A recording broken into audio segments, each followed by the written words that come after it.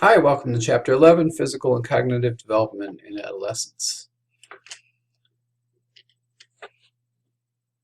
Okay, next slide. There we go. In this chapter, we're going to look at physical changes in adolescent sexuality, adolescent health, changes in thinking, memory, and schooling. These are the objectives that are written out pretty long. Let's first take a look at physical development. There's a period of tremendous physical and cognitive growth during this time between from the onset of puberty until roughly around age 18 and 19. So this is a transitional time between childhood and adulthood. At this age, they're able to devise new complex plans. It's a time of risk and opportunity.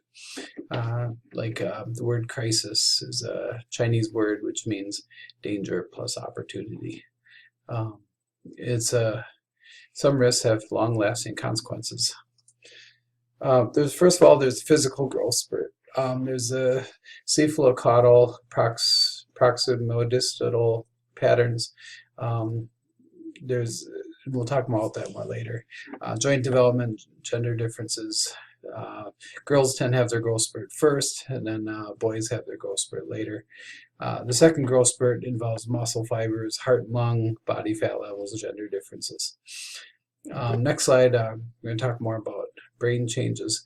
Kurt Fisher and Samuel Rose believe that a qualitatively different neural network emerges during the brain growth spurt that occurs between ages 13 and 15, where the cerebral cortex thickens, the neuronal pathways become more efficient.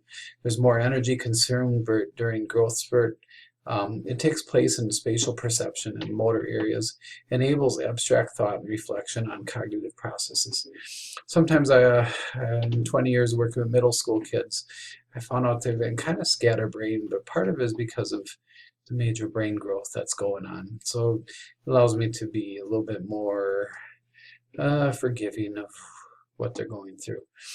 Second brain's growth spurt begins around age 17. This is where the frontal lobes of the brain right underneath the forehead start to develop significantly. This is associated with logic and planning, a movement more towards formal abstract thinking. So there's two major growth spurts in the brain. 13 to 15 years, it's largely related to parts of the brain that control spatial perception and motor functions, which enables teens to think abstractly and metacognitively. And this is, of course, when we teach them how to drive too. 15 plus years, you'll see changes in the prefrontal cortex, which is responsible for executive processing, which contributes to conscious control, social perception, and organized thought process. So here's a nice little chart in your book that shows the prefrontal cortex. It is right behind the forehead. That matures rapidly during adolescence. And then the second growth spurt here continues early into adulthood. The brain continues to develop until around age 25. So also physical changes. Growth may be between 3 and 6 inches a year. Girls attain their height by the age of 16. Boys continue to grow until somewhere around 18 to 20 years old. Hands and feet are the first to grow. That's why you'll see adolescents have huge feet and their body grows into them. Hands and feet are the first to grow. The trunk is the slowest growing. Joint development improves coordination, and this growth may occur for several years during adolescence. The muscular system, muscle fibers become thicker and denser. Equality goes as far as biology. A Canadian study measured teenagers' strength by having teens hang from a bar with their eye levels to the bar. He found out that by the age 17, boys can be as much as 3 times stronger than girls. Sorry, girls.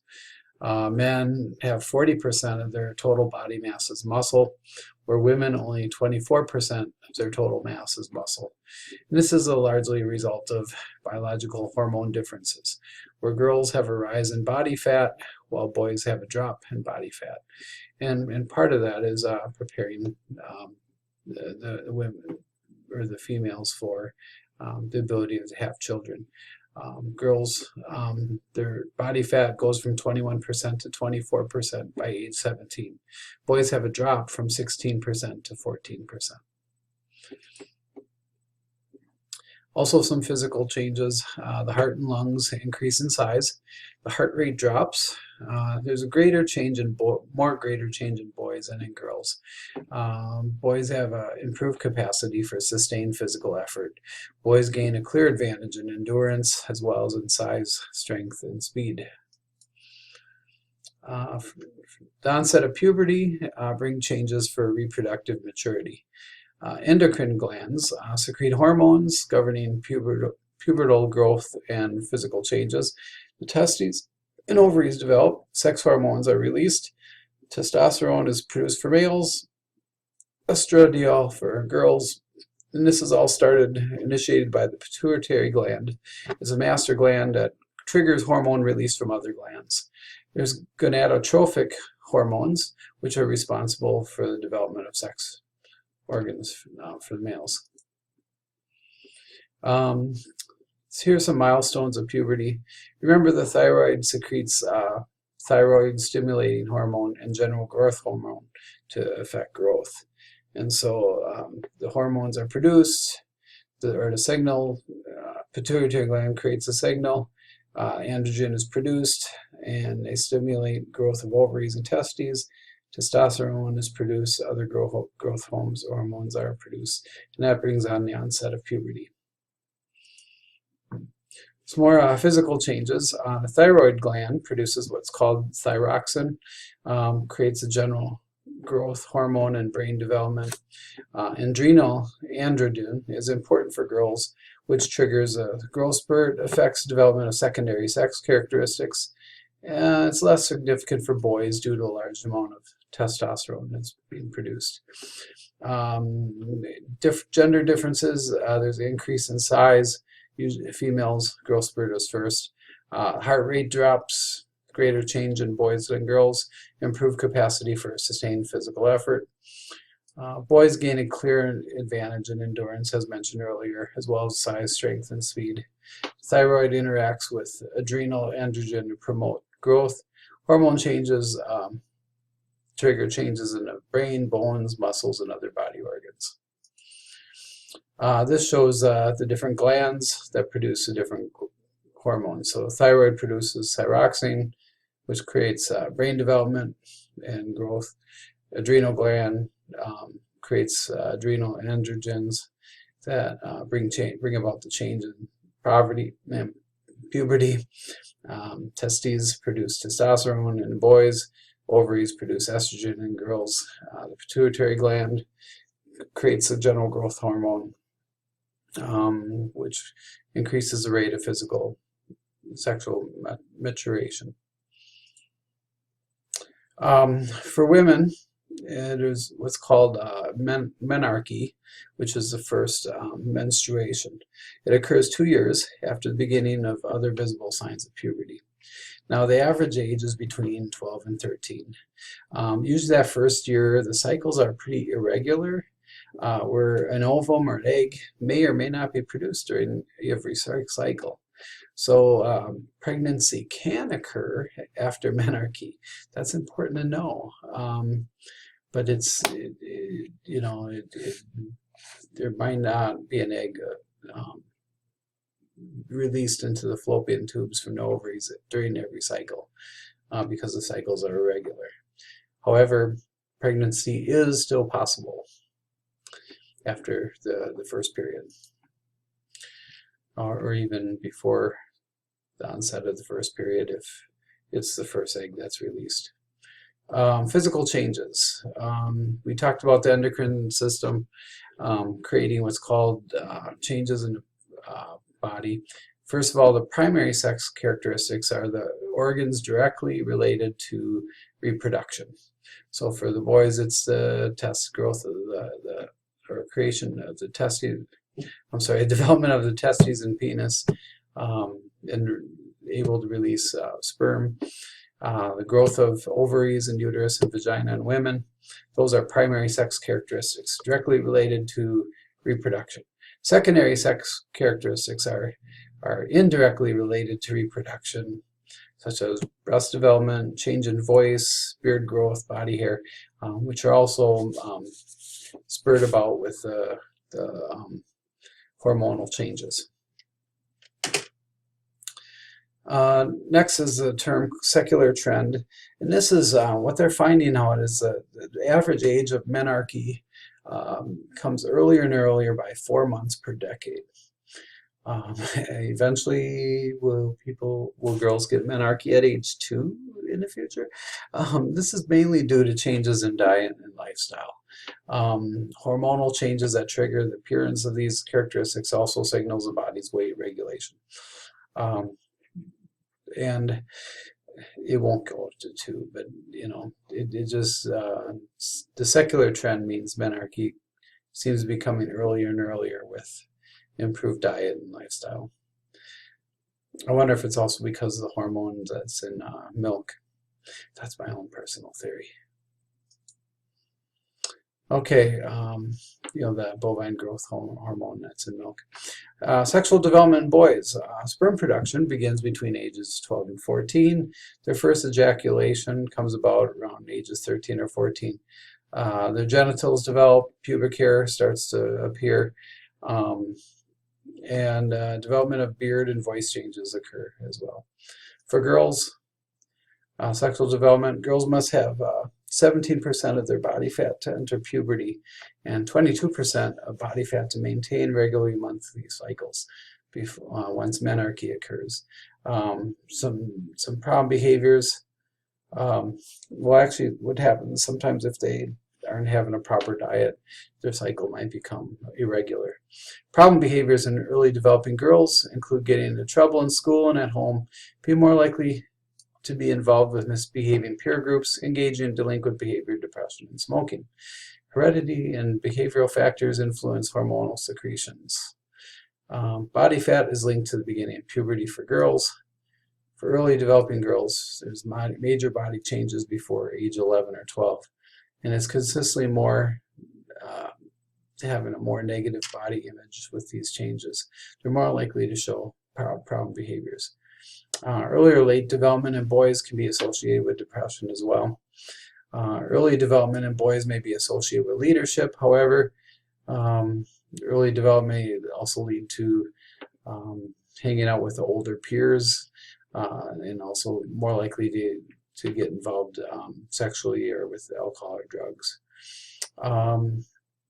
Social contexts of change, activities that inhibit development of body fat, such as sustained strenuous exercise, may also delay puberty. Okay, let's talk about physically or sexual behavior. Boys are more sexually active than girls. Sexual activity increases with age.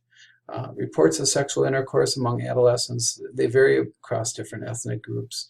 61% of African American adolescents report having been sexually active. 43% of Latino population, 39% of white Caucasian population report being sexually active as a teenager. Okay, what are some social factors leading to sexual behavior? Poverty increases the rate of having sex while they're in adolescence. Being unsupervised or opportunity, they're more likely to, if they use alcohol, they're more likely if they've been abused or neglected.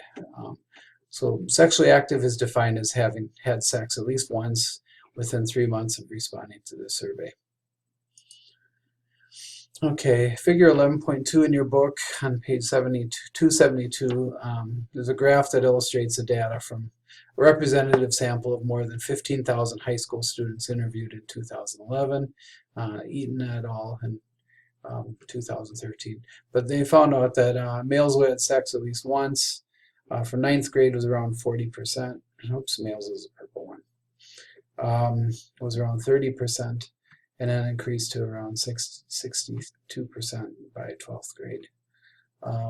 Where males who had more than 4 partners went from about 10 to 25%, where females have a real similar trend too as well, increases as they continue through high school. This is kind of interesting. It shows the age of sexual activity initiation, comparing two cohorts. The 1988 cohort, 60% males reported having sexual activity at least once, and for 43% in 2008. Probably one of the changes would be maybe the AIDS scare around the 80s, probably decreased the number of younger people having sex where they're delaying sexual behavior for later. Sexually active students, it's pretty similar. Went from males to females.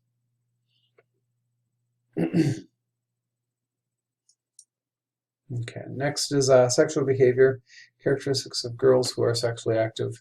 Usually there's a higher number of risk factors that increases the likelihood of sexual activity. One is our early menarche, low interest in school activities, early dating, or history of sexual abuse, or a combination of those could increase the likelihood of sexual activity while in high school. So those who wait are usually ones that, one, believe that premarital sex is wrong, either through communication, through family or church, or synagogue or mosque. If they attend religious services, they tend to delay sexual behavior. If they participate in school activities and do not use alcohol, that shows a positive correlation with delaying sexual activity. Despite sexual education in schools, teens show ignorance of STDs, and often schools fail to discuss condom use. 50% of females and 79% of males use condoms. 30% of sexually active females use a pill from the ages of 15 to 17 years. Abstinence and contraceptive education are still controversial in many schools. In Omaha, they had revamped their human growth and development program, and it was hundreds of people came to the board meeting.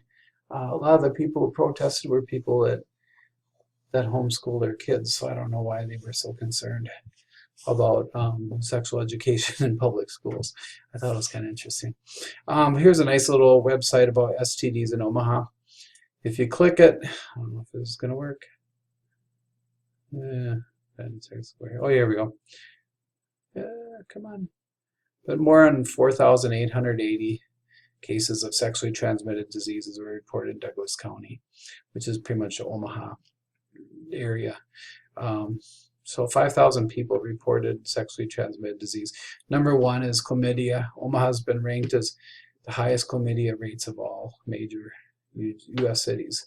We're 12th nationally of big cities with chlamydia.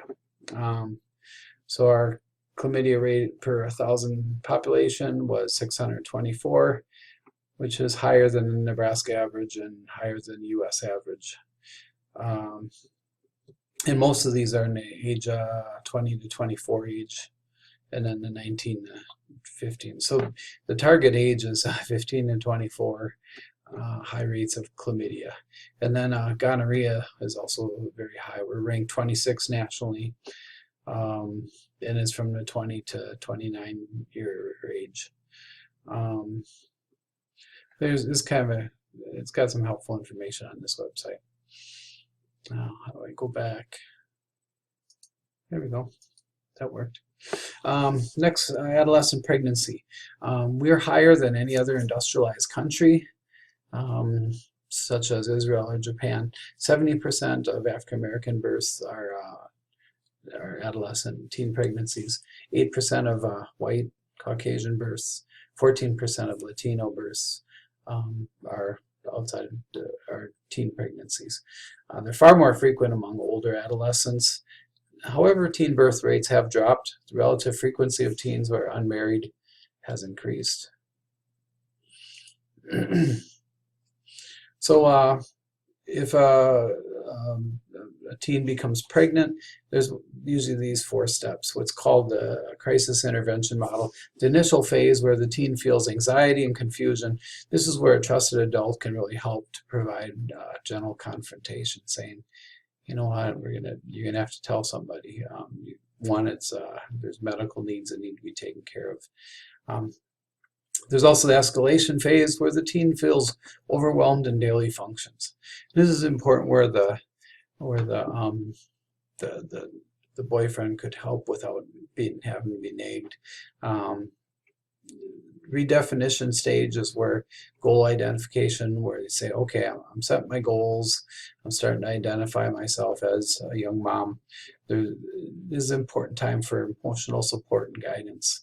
The dysfunctional phase is where they fail to redefine as a young mom, or denial, and they refuse to take the steps needed to prepare. Next are ethnic differences in teens who marry. Among African Americans, less than 5% of African American teen mothers marry the baby's father. 26% of Latino Americans teen mothers marry the baby's father. 41% of white Caucasian American teen mothers marry the baby's father. Overall, only 17% of teen mothers maintain romantic relationships with their baby's fathers. Usually pregnancy marks the end of the relationship just because there's as an intimate or romantic relation, just because there's so much stress involved, usually causes a breakup. Factors in teen pregnancy is the onset of sexual activity. They're more likely to use contraceptives if they're sexually active. So girls who do well in school are more likely to use contraceptives. They're more likely to have good communication with family about sex and contraception with their mothers. But factors is the onset of sexual activity, poverty and family influence, less school success, and less contraception use. What happens when teens get pregnant? Now the myth is, there's a few myths about what happens, but actually 1/3 of teen pregnancies do end in abortion. 14% result in miscarriage. 7% of whites and 1% of African American teens actually carry the baby to term and place it for adoption. Negative outcomes of pregnancy is a lot of times they achieve developmental milestones more slowly when infants, and the families grow up in poverty. Positive possibilities are negative effects can be mitigated by support from girls' own parents and school support. Staying in school and social problems positively help both the child and mother. Another positive possibility, I see a lot of young moms who were kind of off track, and once they got pregnant, they started taking their schooling seriously and their future seriously. And you see them grow up, mature. You also see them bond with their mom on a different level because they're both sharing something in common.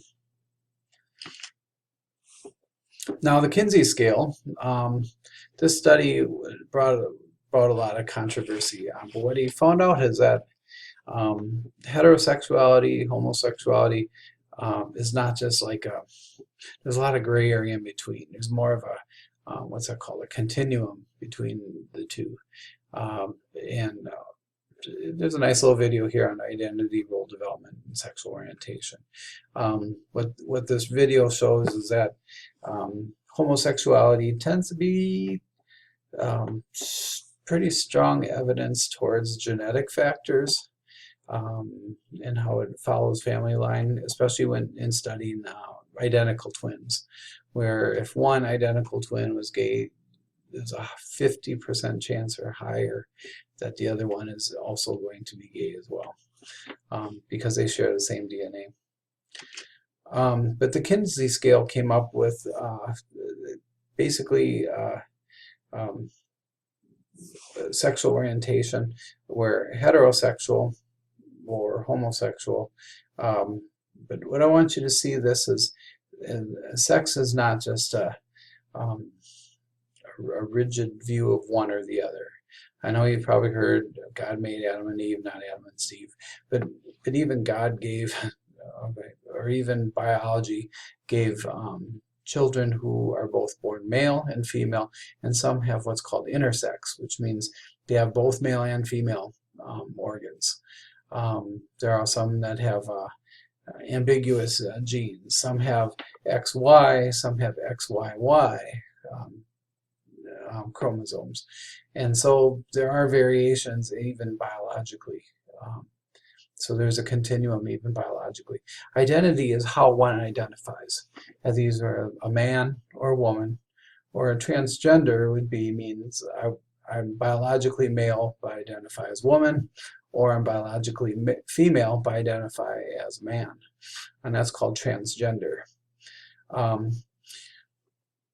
Gender queer has to do with kind of figuring out, because I have this difference, how do I choose to identify, how do I choose to act out this identity? If it's a family that's an accepting family, they're more likely to express their identity, where if it's a non-accepting family, they might stay in the closet in a sense, and keep it hidden and keep that part of themselves a secret. Gender expression has to do with, how do I express myself as male or female? Some choose to be very masculine, some choose to be effeminate, some choose to be androgynous. Whoops, go back. Sexual orientation could be either homosexual, which means attracted to the same sex, or heterosexual, which means attracted to the opposite sex, or asexual, which means I'm not attracted to either in a sexual way. Now, twin studies show that when one identical twin is homosexual, the probability that the other is 50 to 60%. Male homosexuality tends to run in families. A lot of times families, if they have several boys, the later boys, the younger boys have a higher chance of homosexuality. Twin studies strengthen a biological basis. Hypothesis for homosexuality. By adulthood, 94% of people say that they're exclusively heterosexual. 5% describe themselves as gay, lesbian, or bisexual. A teen may identify as transgender.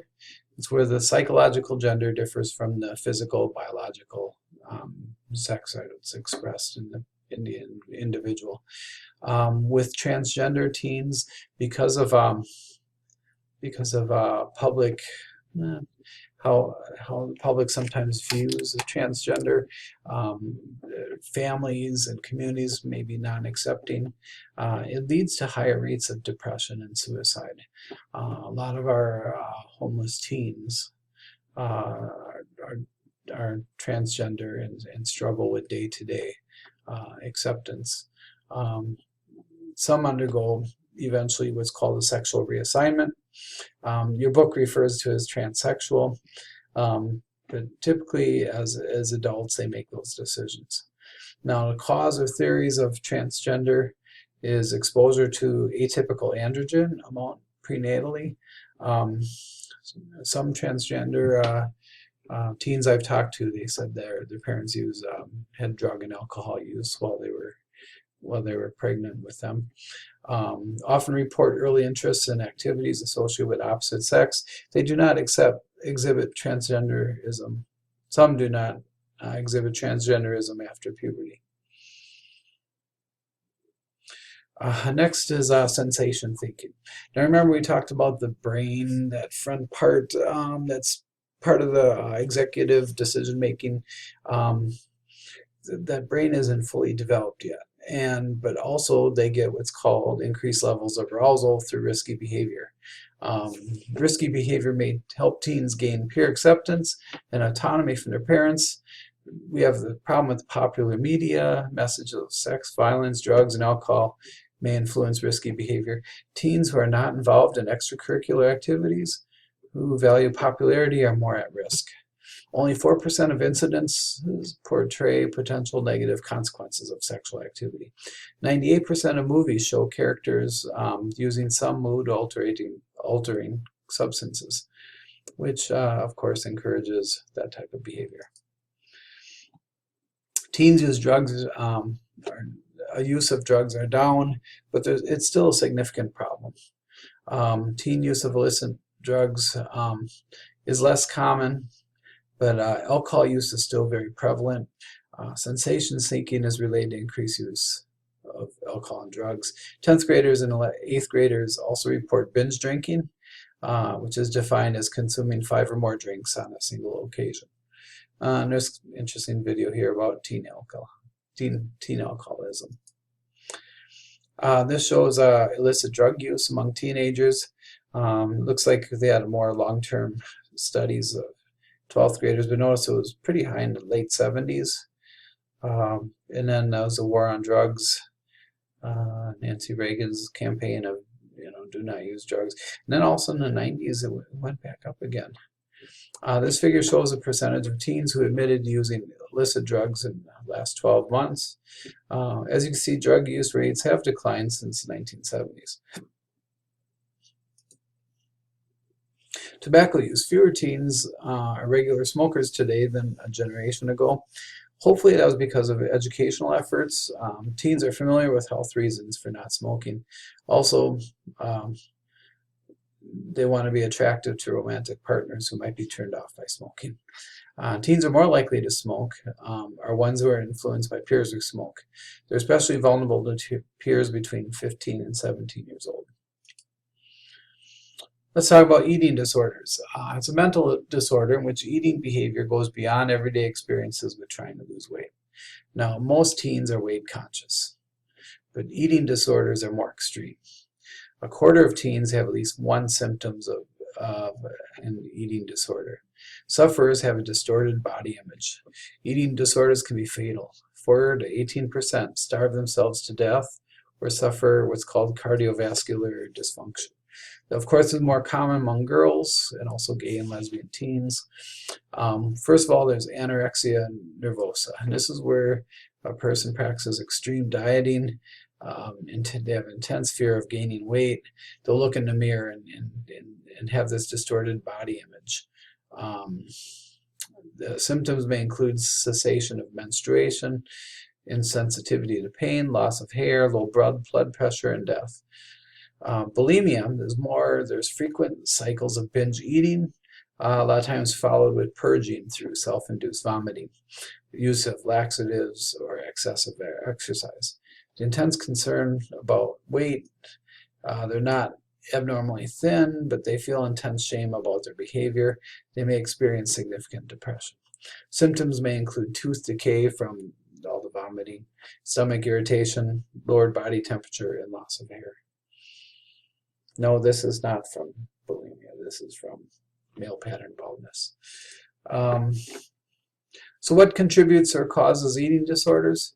Your book talks about negative body images, media influence of that shows a kind of unrealistic idea of what healthy is.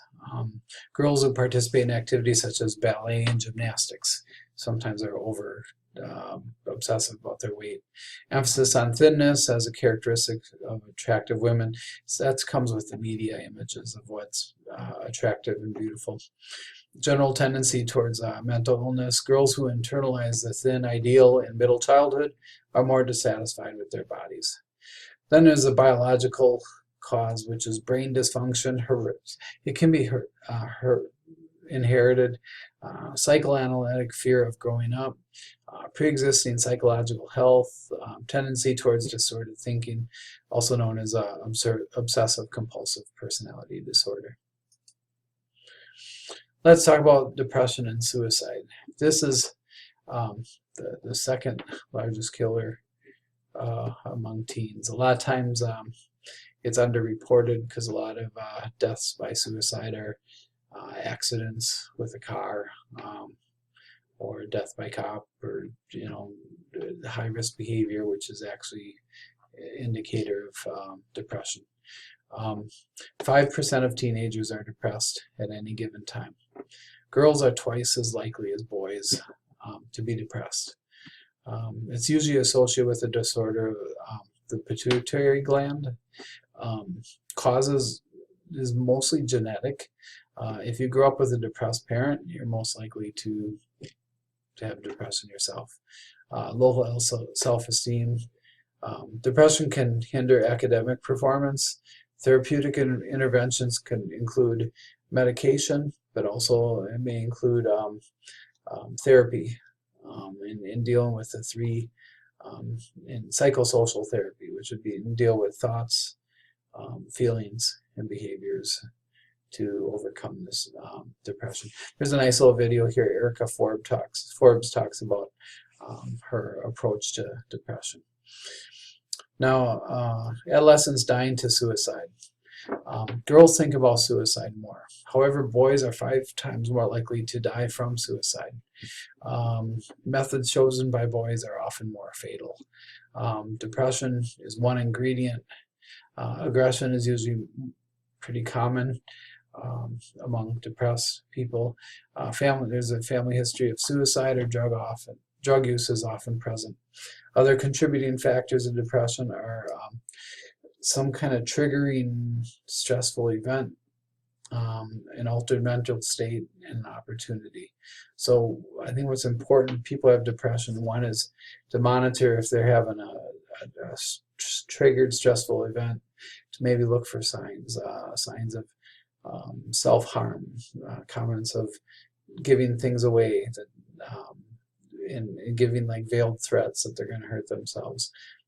Where they have an altered mental state. If they're using drugs or alcohol, it increases the chances.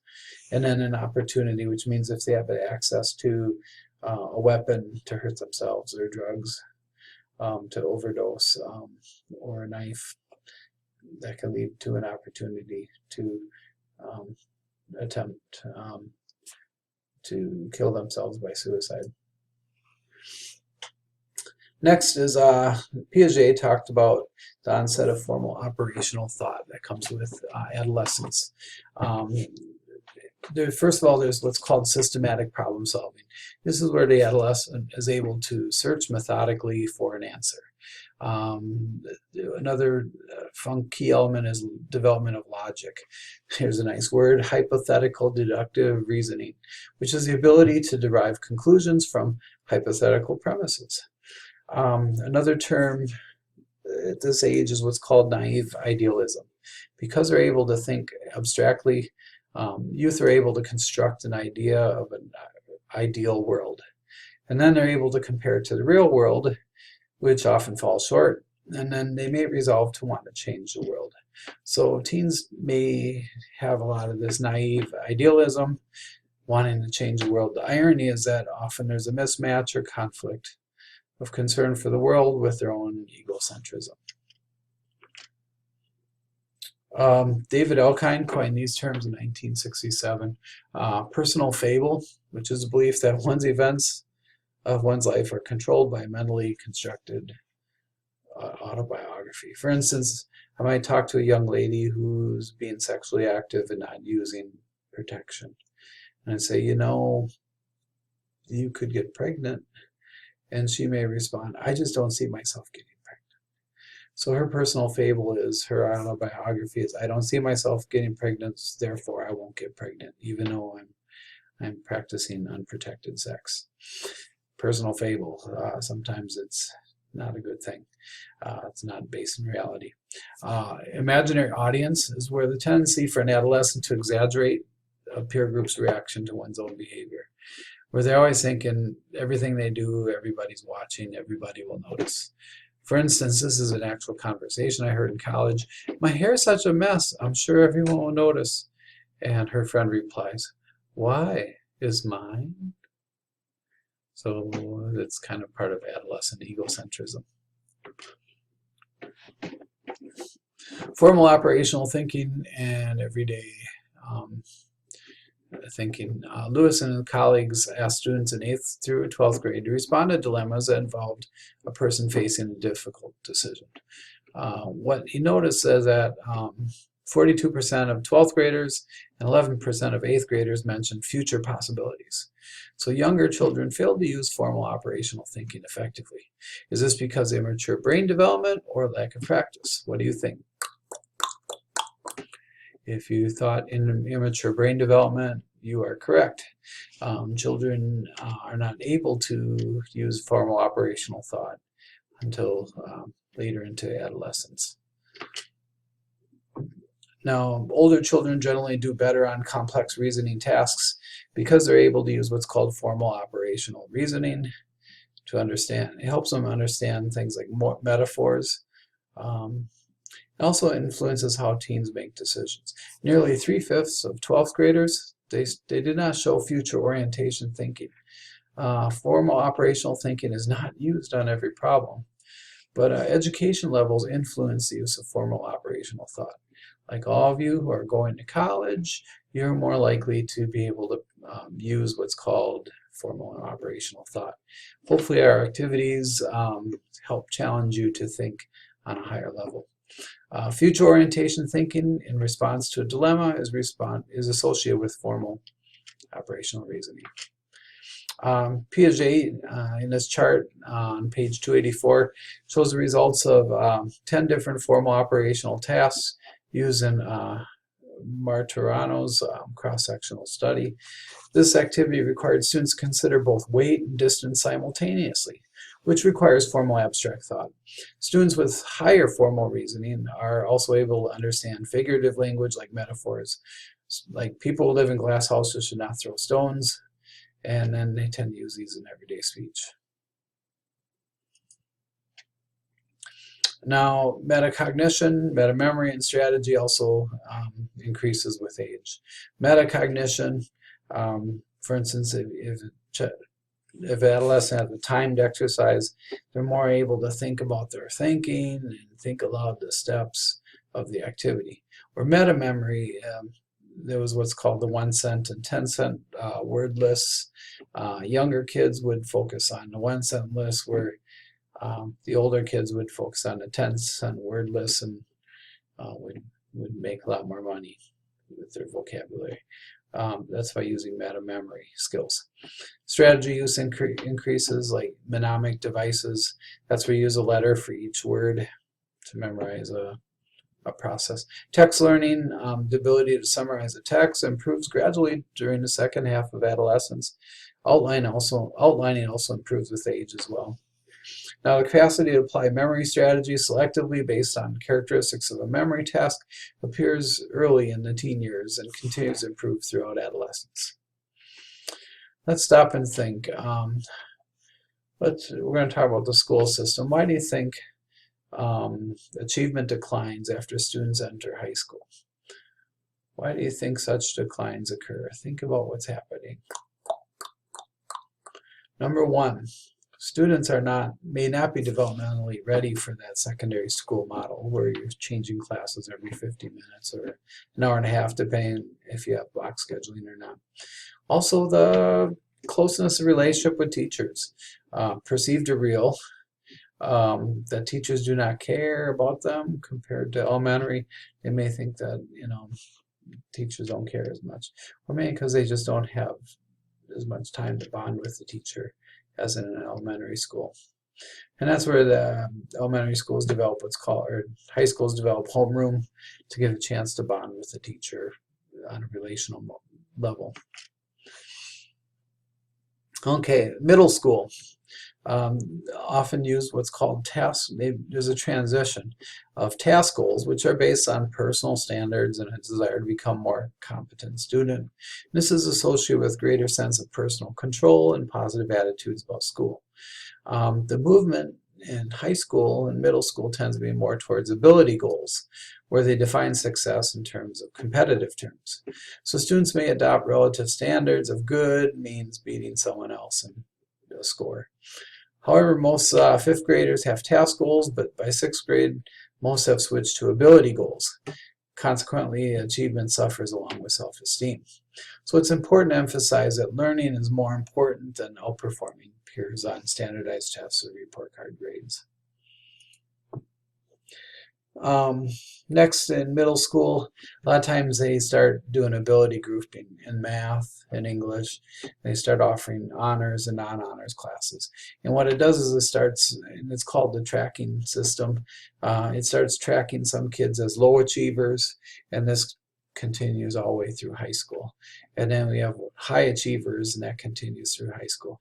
And those are on that high track, the honors track or the AP track. They tend to be more likely to produce or do better in school. School climate. Many students find school to be impersonal and unsupportive, and so it's important to provide high-risk students or at-risk students with an adult mentor. Sometimes homeroom teachers can provide an opportunity to build a relationship. Some successful interventions to improve grades have involved organizing teachers and students into teams. In other words, instead of a group of 500 kids in your cohort, in your grade, they may break it into 2 teams of 250, and those teams go to classes together. Parental involvement is also a key part to help students be successful in school. A lot of times during middle school and high school, parents kind of start getting less and less involved in their child's education. High school success. Teens who fail 1 or more classes in that first year of high school are far less likely than their peers to graduate. So that first year is that crisis year to help students get refocused. Early participation in sports, extracurricular, helps develop psychological attributes. So participation in activities in high school helps develop those attributes that can't be acquired elsewhere. Intrinsic motivation was higher in elective classes and also in extracurricular activities. Next is gender, ethnicity, and science and math. Girls are at risk for achievement losses in transition to high school. The gender gap is widest among most intellectually talented students. Girls suffer in sciences, not offering hands-on activities. Girls are often discouraged from taking courses in science. So there's a little gender gap that's got to get fixed. The gender gap widens in math as well. Academically talented girls are often less confident than their male counterparts. Some ethnic variations in math. Only 1/3 of African American and Latino students have 2 years of algebra. If they're not prepared in 9th grade for higher math classes, they may not be encouraged to go to college and therefore lack the necessary preparation. Let's talk about high school dropouts. Social class is a better predictor of school completion than ethnicity is. When a teen's peer group puts a low value on completing school, teens are more likely to drop out. Students with a history of academic failure are also at risk. Low-income families are at higher rates of children who drop out, especially families with low income. Now the consequences are huge, which would be unemployment, lower wages, depression, increased criminal activity, especially for minority students. The consequences are very real and huge. There are some programs that reach out to high school dropouts. One is Youth Build USA. What they'll do is they'll provide a GED preparation in the morning, and in the afternoons they'll work on Habitat for Humanity homes. There's a Youth Build here in Omaha that reaches out to our high school dropouts. We also, Omaha Public Schools has a program called Multiple Pathways, which is what I'm a part of. I work for a school called Independent Study Program.